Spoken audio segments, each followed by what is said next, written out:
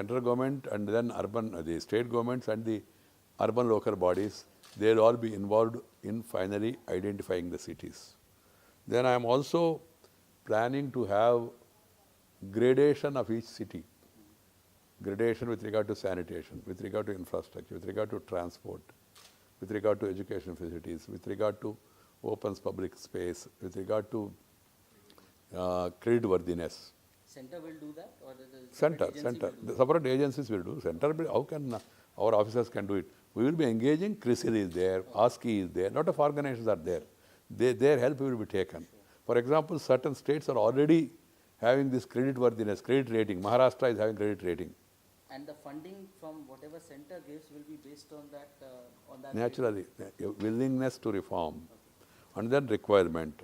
So what are the core values? If you ask me, the core values will be people orientation, accountability, inclusivity, enterprise, transparency, participation, consensus, emerging, that means encouraging participation, non-routine, ambitious and backed by ability.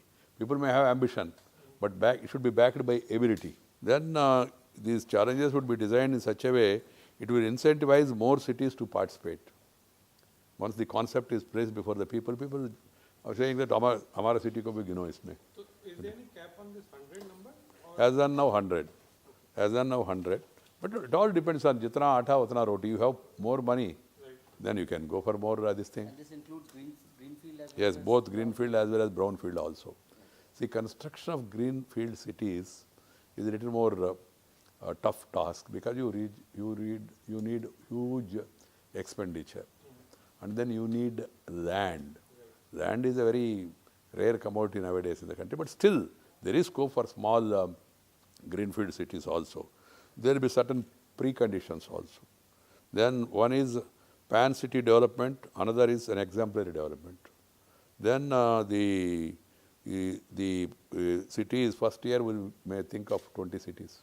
Okay. Second year we may go for 40 cities. First year means starting from 2015. And then the next year we will go to 40, and next we will go to another 40. We must first create some models, some pilot projects that will inspire others to join this. And I am telling you again, I want to go on record, it's not an easy thing, but it's not an impossible thing also, because people's aspirations are growing. They are seeing worldwide what is happening. So I hope once we sensitize the people and once we make the people to participate in this, there is a clamor. On the face of it, everybody wants a smart city. Every MP wants a smart city, every state government wants a smart city, every city wants to be a smart city. They are not able to understand what are the implications of it. So we have to first of all sensitize the people and tell them the smart city program would focus on 4 strategies. One is retrofitting, second is redevelopment, third is greenfield, fourth is pan city infrastructure. That's idea. The area-based development that covers the strategies of retrofitting and also redevelopment, both are there. And then increasing investment in projects, governance and capacity building. The greenfield also will be an integral part of our approach of smart city mission. The cities can go for a satellite town nearby. You cannot create a city overnight, you cannot create a city in an isolation. Even if you create cities, you see the example of China. There are some cities, new cities built, which are deserted as of now. You need to have connectivity. One, better connectivity. Then you need to have education, employment, entertainment opportunities also. Otherwise, why should people do not live in a city only for the sake of living? Life includes activity. What I say, these 4, 5 E's: education, entertainment, employment, economic opportunities, etc. Unless you create that, city cannot survive by itself. Can a private developer approach you if he has a 8,000 parcel of 8,000 acres of land, let's say? Can he approach the center and say, please, would I qualify to be a smart city, or it has to be? No, if it is a business proposition, he is on his own. What does he require from me? And if he want me a pat on his back, I will definitely do it. So he can? He can, but government will not fund it. Huh? Correct. Government will not fund it. And government will help him to get, government will do hand-holding of helping him to get the needed permission, etc. The other day Lavasa came, they made a small presentation. I am studying in depth what is Lavasa, what is background, why it was stopped, all these things. If somebody is going to create a city and then create a good habitation with good facilities and also taking care of environment, why should the government come and then stop it? Whoever may be behind. But then that could also be a PPP. There's a private sector and there's government. If a private partner, as you are saying, a real estate developer, want to have a city, many people are now calling, I don't know whether you have seen, small projects they Private call Garden Garden City, That's this what I here meant. city, that city, this city, That's what I fine. If they follow the rules of the town planning, if they follow the rules of environment, if they follow the other things, banks will fund them. And I can also pat on their back. But you will not enter into a PPP model with them. I will not fund a private project. You will not fund it. I will not fund a project. I am asking private people to join the government effort of funding.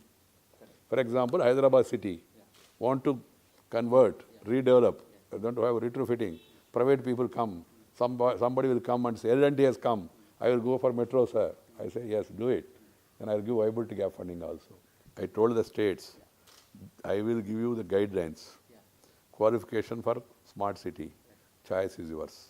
PM is very clear. We are in a federal setup. We want to operate on principle of cooperative federalism. We want to work as a team India. So we don't want to dictate from Delhi which city should be made smart in particular state. There is a state. State will decide. The state will decide. If Gujarat want to have Gandhinagar as a smart city, which is already smart according to me, that is their choice. I had a meeting of the secretaries of municipal administration of every state at the national level. There was a 2-day workshop on this. This is the idea, then what is your reaction? What are your inputs? What is the experience you have? This has been done. And then many countries have come forward. I'm just sharing information with you, saying that they want to participate. There is a lot of interest across the globe to participate. How far it will translate into action, how far they will be able to walk the talk, we have to see. America has shown interest to extend technical support. American Trade Agency, Trade Authority, USTDA, they have come forward. So they have identified Visakhapatnam. I suggested Visakhapatnam, Ajmer and Allahabad. Their team has gone there. And they have been asked to work with the local municipal corporation. One preliminary meeting has taken place. One concept meeting has taken place here in Delhi with me in the chair in the beginning. Similarly, Japan, they want to develop, Kyoto want to develop Varanasi. They are studying it. Then similarly, Singapore, Australia, Sweden, Germany, France, so every country is interested. We are engaging them. I am giving them patient hearing. I am seeing their presentations. I am trying to understand. Then similarly, even our Infosys, Ajit Premji's Wipro, the companies like that. In that smart city, they want to have IT basis services to play an important role. Secondly, green housing, then this solar power, then rainwater harvesting. All these things will be part of the smart cities. And then more focus on public transport, less on private transport. Cities would have to create a SPV consisting of the urban local body, state government and the central government for planning, implementing, managing and operating the projects to which the funds shall be released by the central government. As far as the public-private partnership is concerned, they can go for joint ventures in which private sponsors, a concessionaire or a consortium of private companies will contribute equity to the JV. A model memorandum of understanding for the establishment of JV will be provided as part of the guidance only. Capacity building will be provided by states and cities for establishment of the SPVs and JVs. And I am also planning to, first of all, whoever is going for a digitalization of all records, digitalization will be funded by the center for any city. That's the basic thing that is required. So do you see that there will be a list of I don't want to, end of this year, yes. And you think there should be some minimum eligibility criteria. So is the See, let me make it in a, crystal clear, in an ordinary general parlance. People are thinking that smart cities can be created like this. It will not happen like that. It cannot be created, na? right. And then you cannot rebuild the entire city. People must be willing, and then it's a huge expenditure. So it all depends on all these criteria, all this preparation, all this willingness of those urban local bodies. See, for example, if you are going for metro per kilometer is going to cost you 200 crores. Will it viable? Somebody has to study it, na? Otherwise companies will not close their eyes and come and invest here. Some study has to be feasible, feasibility has to be made. And then people's willingness, are you willing? It will be put to general body discussion in the corporation. We are going to take up this particular thing, are you approving it?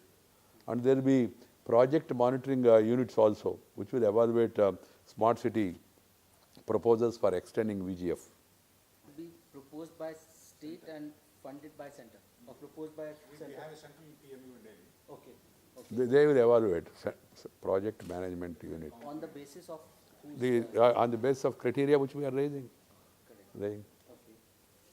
Okay. Does it, it also seems that it requires, crashing many of the departments of the government, making them fewer, so that there is better coordination.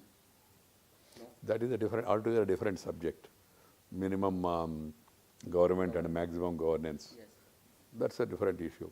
But I am simultaneously working with 6-7 ministries. Today also I had a meeting saying that approvals has to be minimized. People talking of single window. Single window is not possible. We are a central government, we are a state government, we are a urban local body. And then you have different agencies. Airport Authority of India has to give permission with regard to height of buildings, for example. Then heritage, culture ministry has to take care of it. So there we had one round of consultation with all these 5 ministries, 6 ministries, and then they are working out how to, what do you call, ease of doing business.